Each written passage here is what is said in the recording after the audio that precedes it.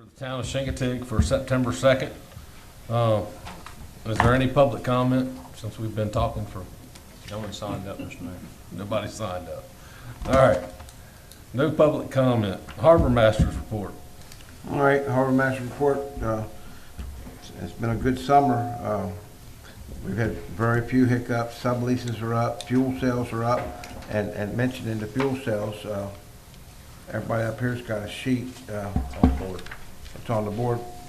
We've roughly sold 65,000 more gallon the fiscal year that ended the end of June this year than we did last year. 65,000 more gallons. Wow. That was, and I knew that we'd been selling a lot more fuel. We sold 13,000 gallons the week of the tuna tournament, but I never realized it was that much. And also we got our annual budget. We got the one that ended this June, and also the one that ended in last June. The one that ended last June, we were a little over $5,000 in the hole, but due to COVID, we extended a lot of the rent renewals until the end of July, because a lot of the charter boats just got started, you know, 1st of June. So that, you know, that's why we were down a little bit. But then at the end of this June, you see where we're almost $89,000 to the good, and that reflects from getting the rent money late. But also, help me out here, Mike. Explain this to 'em. past fiscal year, we, council approved, or the harbor committee approved, and council approved us making a change of collecting harbor rents from the end of June, making them due the end of July, which puts them into the next fiscal year. So basically, for the year ending FY21, which just ended in June, we did not collect any harbor rents for that fiscal year, and still came at almost $89,000 in the black. So that's a considerable feat for what we have there, and a tribute to the harbor master for staying on it and keeping everything going. But for not collecting any harbor rents at all and coming out $89,000 positive is quite a feat. Apologies. You're good. Friday, 7 o'clock, usually on board at 7 o'clock. For some reason, I just had my mind to this was 7 o'clock. You're a busy man. Yes, I am. I just saw you down the harbor with Cheryl. You got all the stuff in front of you, Danny. Huh? You got all the stuff in front I've of you. got everything in front of me here. Harbor's doing great. We're doing gangbusters money-wise. Okay. Well, it's not spend it everywhere, so. Well, All right. Couple projects we got coming up. Of course, we've got our Kids Fishing Day, October the 16th.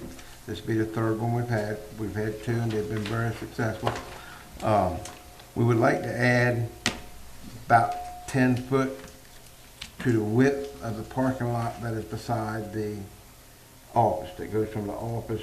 And it's not going to add a whole lot of parking spaces. It's just going to give us more room in between the two parking alleys. So hopefully that extra 10 foot would, you know, because it only takes one long pickup truck, Shuts down and the that whole parking lot is jammed up. So we'll, you know, and we're going to do that work ourselves. We're going to replacing the boards on all the catwalks this winter, and something other else. Chris Bott mentioned at the last meeting is building a weigh-in station on the loading dock. We're not got to buy no scales or nothing like that, because all these tournaments they'll bring their own stuff. But just having something a little better than what we got with the lift boom and lift winch, and it's something that we can do ourselves. We actually got a swordfish tournament in the whole month of October. It's down in Virginia Beach. It's always down Virginia Beach, but this year Virginia Beach wanted a station on the eastern shore, and they asked us if it would be okay, and I told them that it would, that they could bring the swordfish in and weigh it in. And besides that, that's all I got. any questions for Vernon? What was the fishing tournament again? So what? What was the fishing tournament date again? It's the whole month of October, is the swordfish tournament. I meant the kids one, yeah. The kids, October 16th, it's on a Saturday from 10 to 2. And we just started putting flyers out, Lunch will be served. and we'll have, just like we always do, the kids will get T-shirts, and we'll have hamburgers, hot dogs, and, I had the Coast Guard boat the first year. Last year we had the fire truck. This year we're thinking along the lines of VMRC and police department. Just because kids, kids like this stuff. And like I said, this will be the third year. I think every year's been a success. They've caught fish. Mike's grandson won it last year with a fish that was almost bigger than him. Okay. But And as far as the station that you're talking about putting up, where are you thinking about putting it? somewhere over on the loading dock, somewhere where it's not going to bother the. We probably could put it in that corner, somewhere where it's not going to bother the. On the other side of the ramp that goes down? to- Yeah, Yeah. yeah, yeah. Just, Would be and just it's like not, a it's not platform or something? some type of platform with a board and it's something we're gonna do ourselves, and it's gonna be not very expensive. Nothing invasive. Just gonna look a little more professional, maybe that's a good way to put it. We thought we could have a board printed up that says Curtis Merritt Harbor, Chincoteague, Virginia, and have all the data on it, boat captain, the date, type of fish, weight, and all that. Yeah. Sounds neat. Yeah, I guess our only concern was the floating dock, because so many people go on and off that floating dock. Mhm. And I think we mentioned last time that the floating docks has been ordered, and it'll be here sometime this winter, the new floating dock. Further, when do you look for caulk boats to start coming in here? As hot as I'm it is. asking a question in relation to the swordfish thing. As hot as it is right now, I mean, the water temperature's 80 degrees, it's got cooled down a lot. I know that, but Probably the end of October.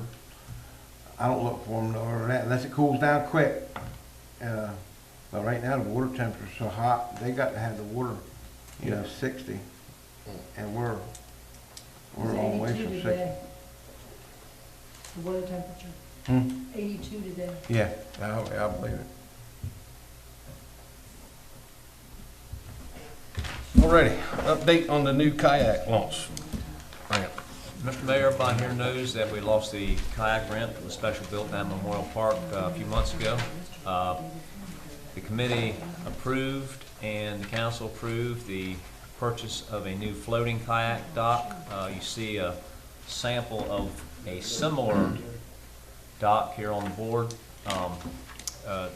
The one we've ordered won't be exactly like that, but it'll be somewhere in that it'll have a depressed launching area and this and that and the other. And it'll have a gangway to get to it. We intend to mount it just off the bank at Memorial Park. We think it'll be much easier to launch kayak from there, and it should suit our purpose. If it becomes that popular, we may even add a second one if necessary down the line. We ordered this back in the first week of July. We've been in contact with the vendor. He's having some problems getting material. So he told us at the time it would be 4 to 6 week delivery. Right now we're looking for it at the end of this month. And depending on when it arrives, we may elect, if it arrives late enough in the season, we may elect just to put it and store it for the winter and put it in next spring rather than letting it ride out all winter in the water. And in fact, that just started a discussion in the office the other day as to whether we should take it up every year and store it so that it doesn't have to ride out in winter in the water. And that we'll kind of play it by ear on that, but that's an option. Does the kayak sit in that little indentation type thing? The kayak sits right here in this area where the little frame is. Yeah. And the person boarding it will step down into the depressed area, grab the rails, and pull themselves in. And this is a rail on this side as well. And then the kayak will be floating. You'll be close to it, close to the water as you can get at that point, and it should be an easy launch from there. Good, that's cool. The only thing we wonder about is this is a one at a time kind of deal. So if it's that popular and we see that much use, we maybe come across a few dollars, order another one, and put 2 of them in. Well, you got at least 2 companies, maybe more, that Right. that are doing kayaks. And people seem to love them. So Yeah. It's two companies and it's a lot of people that come here. Yeah, a lot of single A lot of people people, too, that- yeah, yeah, a lot of people bring kayaks. It's getting bigger, something that's getting Yeah. bigger. Is that gonna be where the old kayak ramp was, and then floating out from there? Or you, Right now, we envision it near the end of the existing wooden pier, somewhere in that area. Because the bank's a little lower there and easier to get to. Somewhere near a street. I noticed they put more of the, no wake things in that area. We're getting to that, yep. Okay. Ahead of yourself, Mike. All right, moving on to the fuel pump upgrade. Mr. Chairman, we've had several questions on the fuel pump. Part of the questions stem from just not understanding how this pump operates.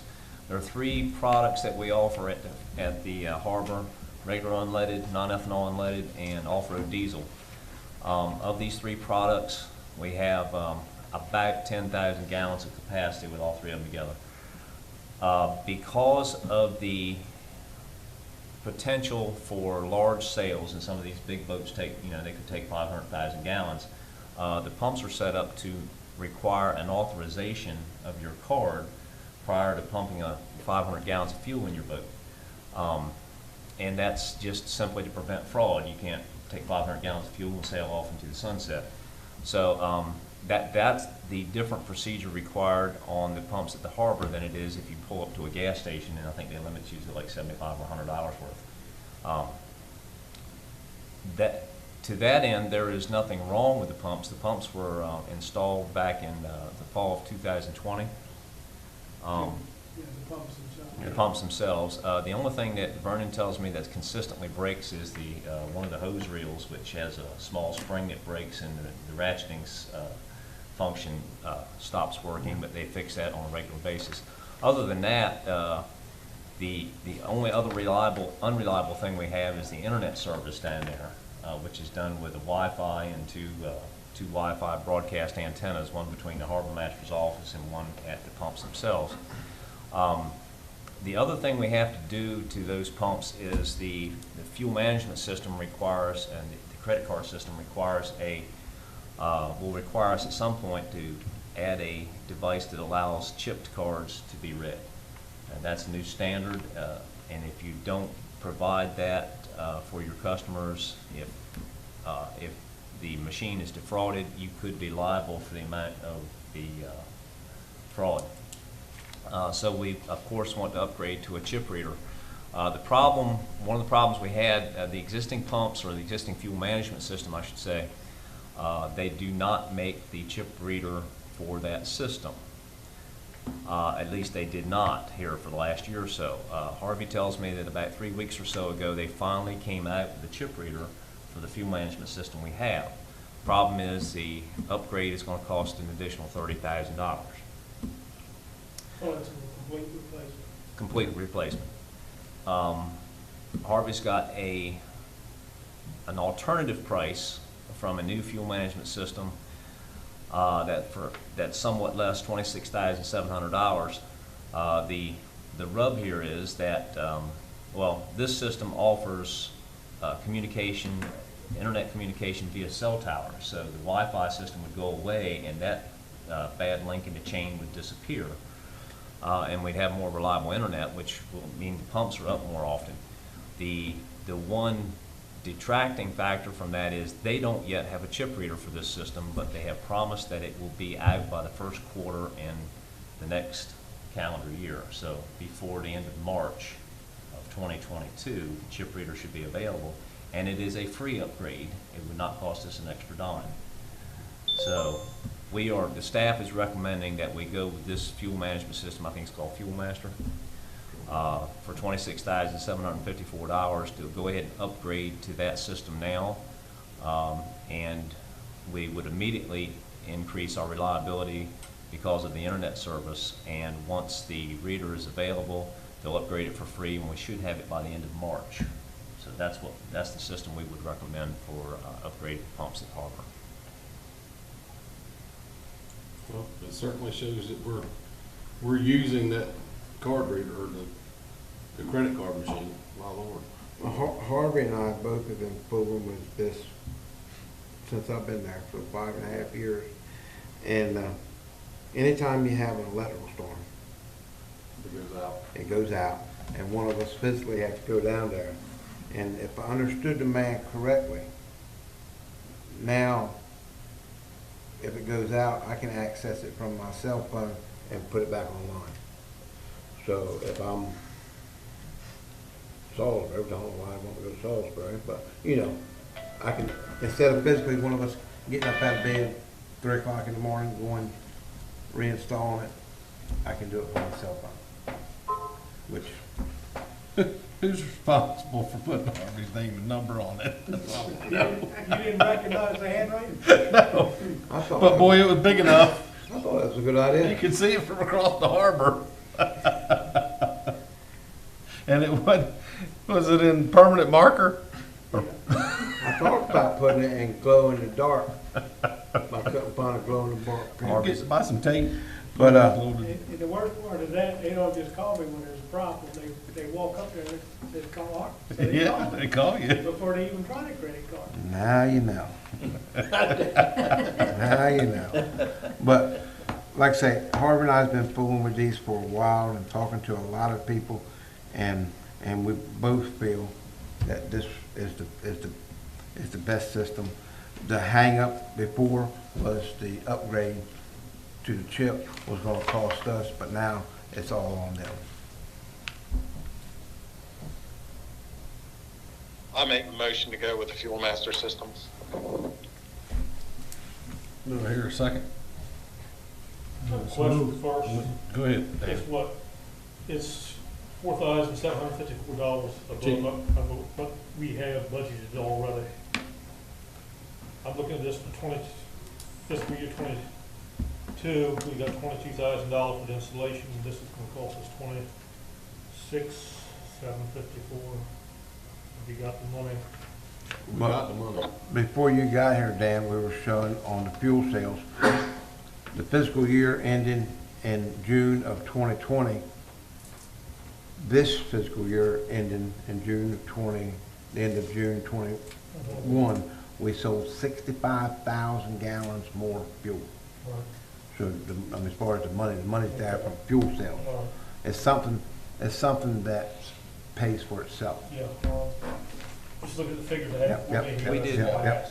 We did make a transfer from last year's fund to the harbor fund from last year at the end of the year, at the end of the fiscal year. So Okay. yes, the extra money could be pulled from the harbor reserve. All right, all right. All right, so we have a motion that's been properly seconded. All those in favor of buying the Fuel Master system, say aye.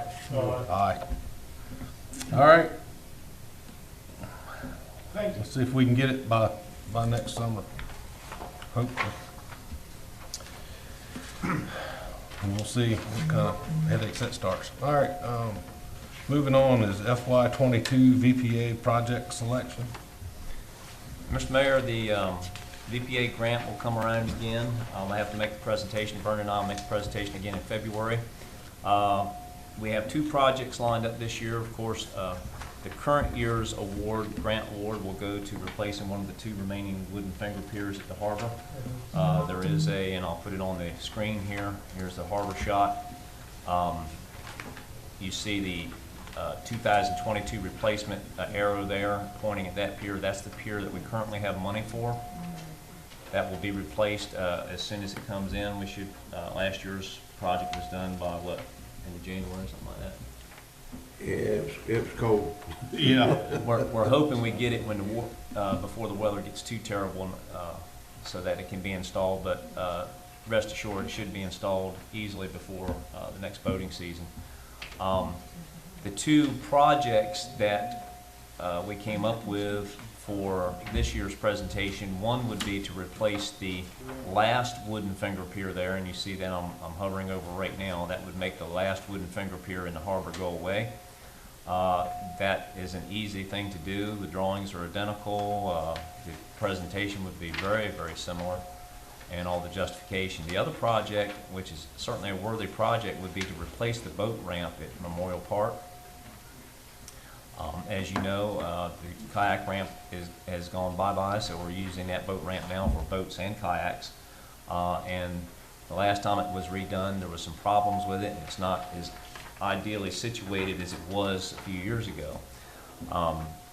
The idea has been, and I'll show you a picture here of the new boat ramp or double boat ramp that the county just installed at Folly Creek. The idea is to replace the boat ramp at Memorial Park with something similar to this configuration, which allows two boats to be launched at the same time and has a floating pier down the center to allow easy access to the boats you just launched. I contacted the county public works director, and he shared with me the finances on this project. The engineering work was done for a little under $3,000, but the construction, which we still can't understand why, but the construction cost about $460,000. And none of us can imagine that it costs that much if we find the right contractor and under the right conditions. But we'd like to investigate this and go ahead and get some engineering work done on this. And develop this project, or one of these two projects, for the next VPA grant presentation, which will be in February. There's still plenty of time to do it, so we can really develop either project that the committee decides they'd like to pursue. Don't we have boat ramp funds? We do. Would they be enough to cover this? Unfortunately. Not at $460,000. But, and that's a big but, we do have enough to cover, if it's half of that much, which I don't see how in the world it would cost us that much to build. We do have enough to cover, if it's half that much. But there again, once we get the engineering work done, we could determine, Yes. we can get a price. Now, as far as the VPA, they like to see their money go to something that's gonna generate revenue. The boat ramp, whether it'll generate revenue or not, I doubt it. And I mean, it'd be a great addition to the park, and it needs it. My God, it needs it. But to go before the state, I think it would behoove us to go ahead and get that last pier replaced.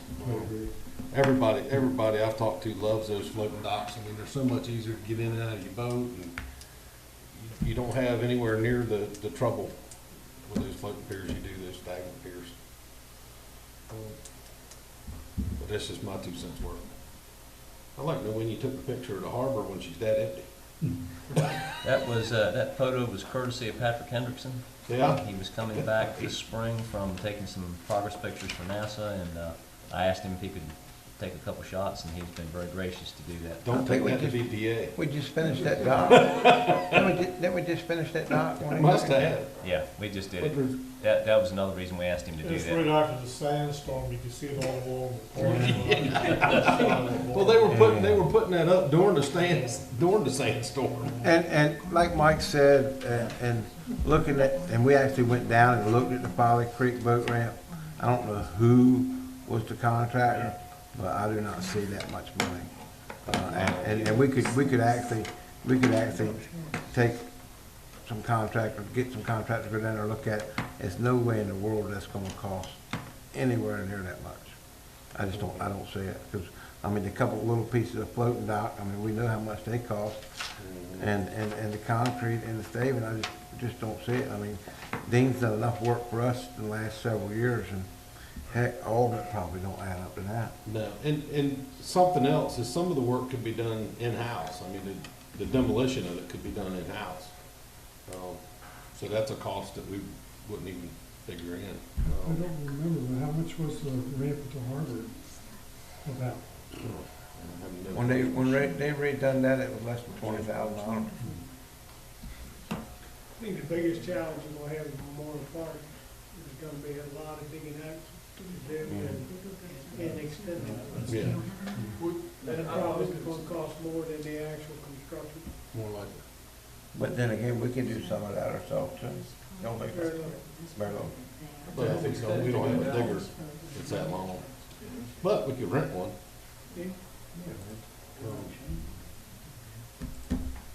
What about undermining again? I mean, you're talking about digging it deeper and all that stuff, so what about You'd have to- undermining? You'd have to bulk it down.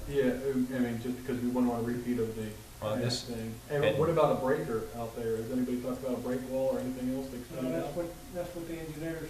That's exactly why we'd be having this project engineered, and we tell the engineer all the challenges we've had with the kayak ramp and this, that, and the other thing, and let whoever it is, design it properly. And of course, we have enough local knowledge to look at it and say it meets the smell test or it doesn't, you know. It's actually got a breakwater there, 'cause you see the end of the dock on the southern end, and you see all them rocks. Well, see the actual ramp there ends about 15 or 18 feet It ends inland, yeah. And then somewhere along in here. Yeah, so right now what we're thinking about is staving that whole side all the way to the end of the dock All like the way that. out to here. And same thing on the other side too. It's no staving or nothing. All this is dock, poles and dock right to there. And it's probably 15, 18, maybe even 20 feet in where the actual ramp ends. And the idea with this would be make the ramp longer and the ramp a little steeper, so that, I mean, when this was built, and we were discussing this the other day, when this was built, everybody's trailer had rollers. You didn't have to back them overboard up to the winch to get your boat off. Everybody's trailer had rollers. It was easier to launch them, easier to recover them on a shallower ramp. That's not the case anymore, so we need longer, we need deeper or steeper ramps, and that would be the instructions to the engineers. Let's do that. And most people float them on and off anyway. Now, What's the vehicle trailer capacity of Memorial Park? How many places do well, you have? see, he Well, talking it's part about of- parking, we're also, Part of this project, if we doubled the size of the ramp at the Memorial Park, part of the project would be to come up here in the outfield, the ball field, and this, of course, the skateboard ramp is no longer there. Take this area of the outfield and create just as many new parking spaces as we have on this side. So effectively, part of the project would be doubling the trailer park, truck and trailer park. And I mean, before this last fix, a lot of people would use that ramp, but now the word's got out and you don't see hardly anybody there anymore. And to answer your question, Dan, there's about 10 spaces here, Yeah. but you know as well as I do, we've seen 15, 20 cars parked there. Right, Because they, on the side of the road, Sure. wherever they can get, yeah.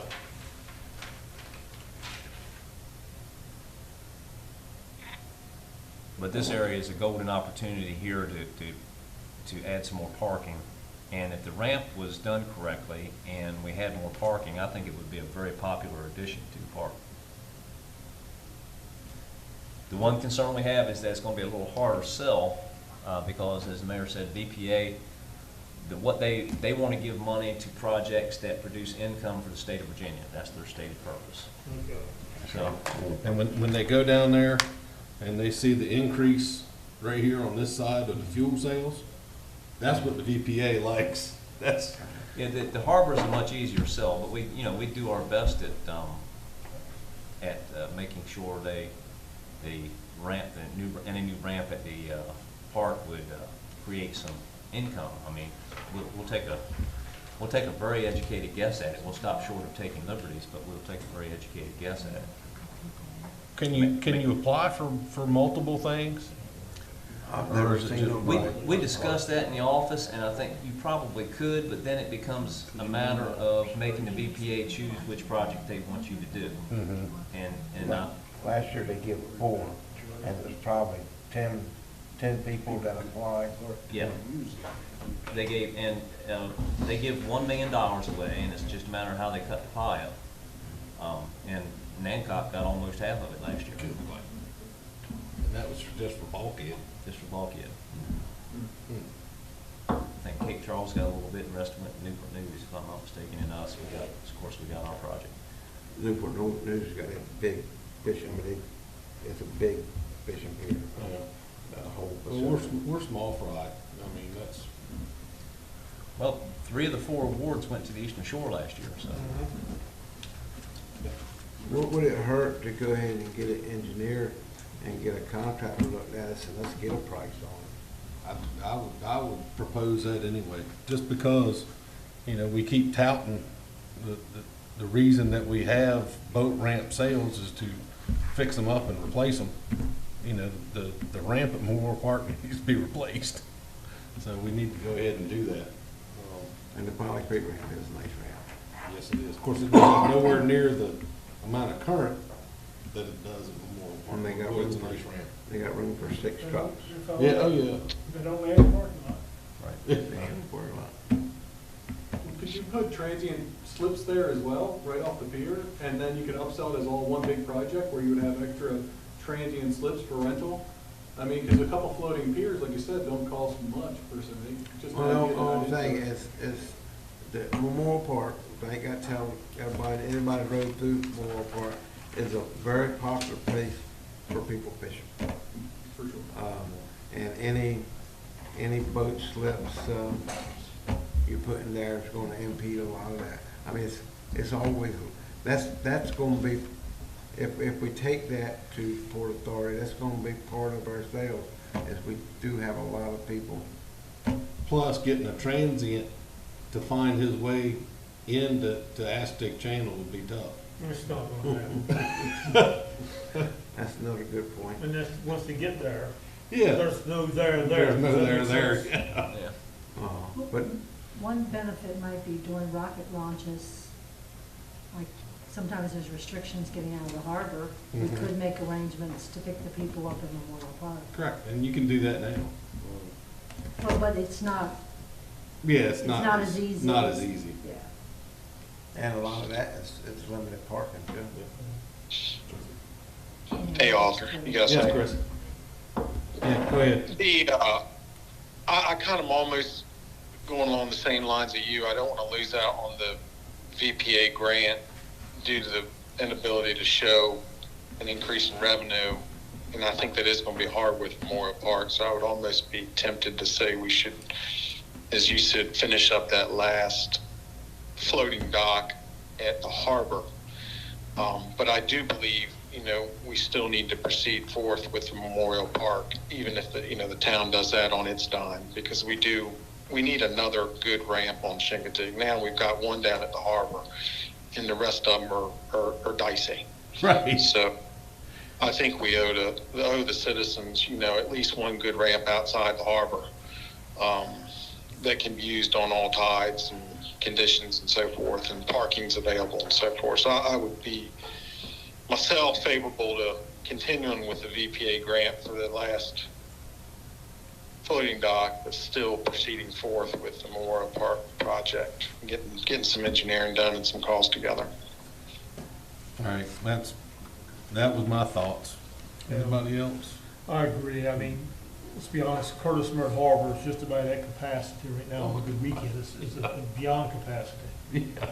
And if nothing else, just to take in the comedy overflow to it. And eventually people will find it on their room there. You're gonna have to. When we do take and proceed and put the new floating docks, that's an increase in slips, is it not? Is it Yes, two? it's about Or 4 like more that. slips. So, which is good as far as revenue is concerned, but it also means there's gonna be more vehicles down there parking, more boat trailers, everything like that. When we do our presentation to VPA, 4 more slips is part of it. Yeah. We're increasing revenue by increasing slip Right. capacity at the harbor in the same amount of space. And it all comes from, you can tie to one side instead of in the middle of the Mhm. slip, and you shrink all your slips up a little bit, so. It's hard to explain that to boat owners sometimes. They want to make modifications. And they haven't, I just fully grasp the theory and the fact of the floating dock, but. That's why we have a harbor master for education, right? Boat time class.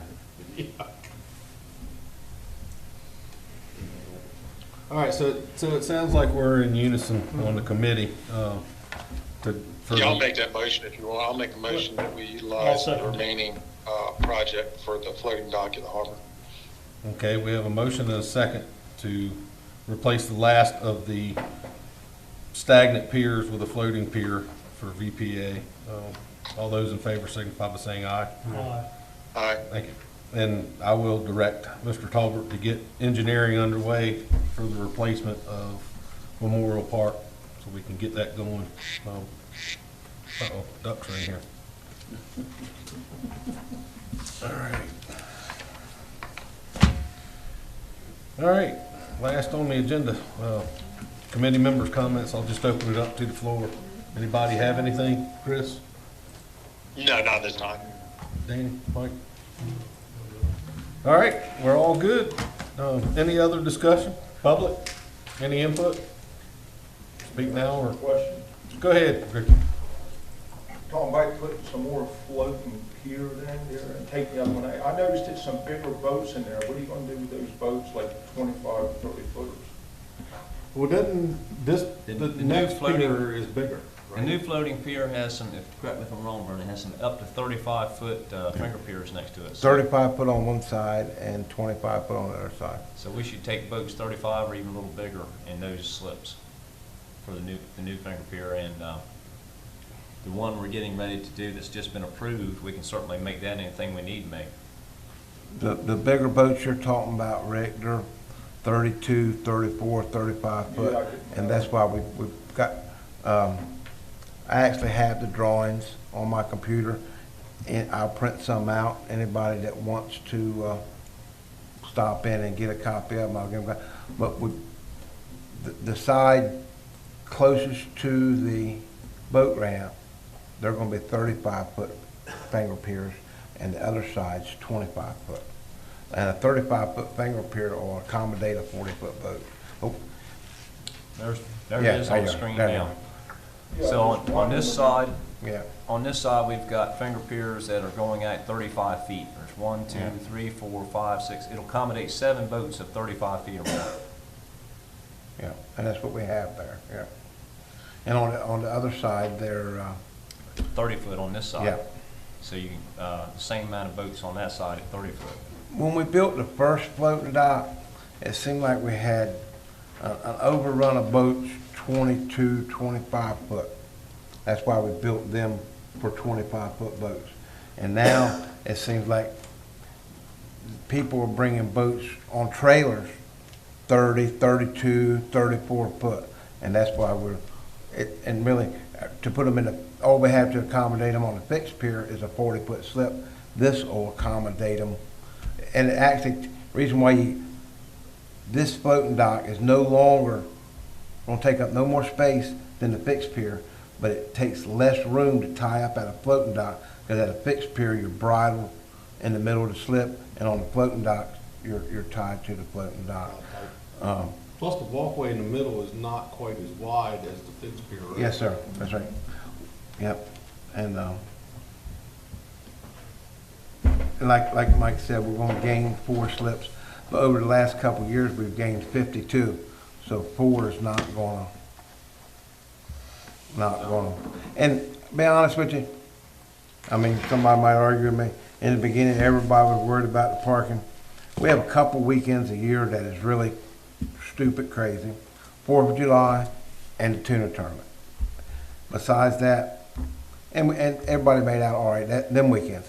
But besides that, everybody makes out all right. Yeah, Rocket launches are the worst. rocket launches are busy. And Terry's. We park, was it 250 vehicles or 300, 250 vehicles? 300? 300 vehicles down to the harbor. But that's with us parking Putting them where they attendants. belong. Putting them, I mean, and a lot of the parking problems at the harbor is the way some people park. Like we said a while ago, one long truck on that side can mess the whole parking lot. That's why we would like to extend it 8 or 10 feet. We're not gonna gain no more parking spaces. It's just gonna give us the rooms in the alleys Yeah. to get in and out. If you're gonna repaint the whole parking lot the opposite direction. Oh, yeah, because the man who painted these lines that are on there now obviously just got done painting for a golf cart. They're not for vehicles. We actually were talking about that this afternoon, if we're able to, and the way we want to widen this parking lot a little bit is maybe push that hill back a little bit to the east. And if we can gain 10 feet or so there, then we can widen that whole thing out. And what we'll probably do is seal coat that, basically take a big eraser and erase it, start over again with the line, something that makes sense. personally, I've seen, mentioned somebody the other day, for 20 years been parking cars, probably 35 years I've been parking cars. Everything I do, I have to park cars. I'm tired of parking cars, but in my opinion, a space should be no smaller than 10 by 20. These 9 by 18 spaces are, I mean, unless everybody's driving a golf cart or a small car, they make no sense. So make them 10 by 20 and let's be done with it. One other thing I'd like to ask. Sure, Rick. Has anybody ever thought about maybe putting a no-wake zone up in the channel by Ridge Dock and the launching ramp behind the Legion? And I'll tell you the reason why. That's been going on for years and years and years. There's a lot of boats coming out of, not a lot, but some coming out of Greenback early mornings, going offshore. Mm-hmm. And I mean, tell you, they're pulling some seas when they come up here. They almost washed me off my trail a couple of times. I couldn't get off the trailer long enough or fast enough to try to chase them down, cast them slow down. Matter of fact, I called Alan Marshall one day, and he said something when I went into port to Greenback. But Danny knows, and I had a big boat at one time, when you're up there to the fish dock, they'll come by and slam you against the dock. They've actually broke the seams or the paint on the seams on my boat when I had her. Mm-hmm. And it's a little aggravating, you know what I mean? And it's more boats all the time, it's getting out of hand. And I didn't know if you all had ever thought about it, just putting a couple of those slow down or something from just before you hit Ridge Dock, maybe past the launching ramp. That's not that far. You're going to take like 5 minutes off of wherever you're heading or going or coming from. Yeah. And I didn't know if you've all had any complaints about that or anybody said anything about it. Yeah, we have, and we've talked about it. But there again, the determination for the no wake zones is done by VMRC, if I'm not correct. Ma'am, I apologize. I just finished the agenda for the council meeting today, and that's where I had the no wake sign. It wasn't in this agenda. But yes, back in 2017, the town applied for a no wake zone on the eastern side in the neighborhood of Memorial Park from a back Tom's Cove campground all the way through to Sheepshead Creek. And that was approved, and we just put some more buoys up there. There's 3 buoys there now. The harbor master installed some buoys. And along with that, part of the zone that was approved was up at the, was actually Lewis Creek. And we just placed a buoy on the north end of Lewis Creek to slow people down coming from the Greenbackville direction. So, but that the zone only covers Lewis Creek. Once they get out of Lewis Creek, our zone is over. So we would have to reapply to VMRC, the way I understand it, to extend that zone. I think, like Ricky said, I think down in front of the boat ramp definitely should be no wake zone. The boat ramp. Huh? I'll throttle back just before I get to the coastal base. Yeah. The marsh on the other side there, June has the back of it. Yeah. And not to say anyone who's coming to commercial is going to ball busting, but I noticed larger boats, Chris's like that, they'll throttle back, not if they'll all throttle back by the time they get there. Yeah. Well, I mean, they're all commercial boats. There's no reason why the recreation boats can't throttle back also. I mean, as it said, 5 minutes, I mean, people in a hurry. But when you're launching a boat, it's just like why we got the buoy down in front of Memorial Park ramp. The rest of our boat ramps are protected, except for the one at Memorial Park and the town dock. I mean, you're putting a boat aboard trying to get a boat up, and this big sea comes in there. Maybe we should apply for one more in front of the town boat ramp. We could do that. I mean, the boat, up and down the whole passageway is gonna be hard to sell, but in front of the boat ramp, it shouldn't be a hard sell. No, and there again, you can't teach common sense like you were saying. Well, that's true. You can have the money to buy a boat, but that doesn't mean you should. That's right. This summer, I've passed so many boats that would be considered themselves slowing. You know, they're going slow, but they're pulling more weight than they would be if they were broke right out sailing. Common sense is a thing that's few and far between. It seems like. From at least. It's not very common. Yeah. And to back Mike up, what he said, we do have to apply for a permit to put them there. Well, Well, that's one selling point, and also we're going past these transient slips we have at the Rotary Park, that's another selling point as well, too. Yeah, that's that, no, you're right, you're right, you're right. Yeah, and people unloading there to ridge, I know it's just a little stretch there, but it's a lot of activity, and Yeah. when you're laying there to the dock unloading, and somebody comes around and boom, shoves you against that dock, it's aggravating as all get out, you know. Well, I'll apply and see what they say. Yeah, we will. Well, if we're gonna apply, where do we wanna go from? Maybe rope walk to the old bridge, or I don't know. wanna extend it on down from Ridge? Yeah, I would go down. From with Lewis the Creek, bridge. we've already got Lewis Creek, but from Lewis Creek, Well, I mean, continue on down. You got people that tie up in front of them motels from time to time too. I mean, I would go from Go the to our bridge station to north. rope walk. Yeah. And a lot of people tie up there, I see a lot of boats tied up there to rope walk days. Oh, yeah. In summertime.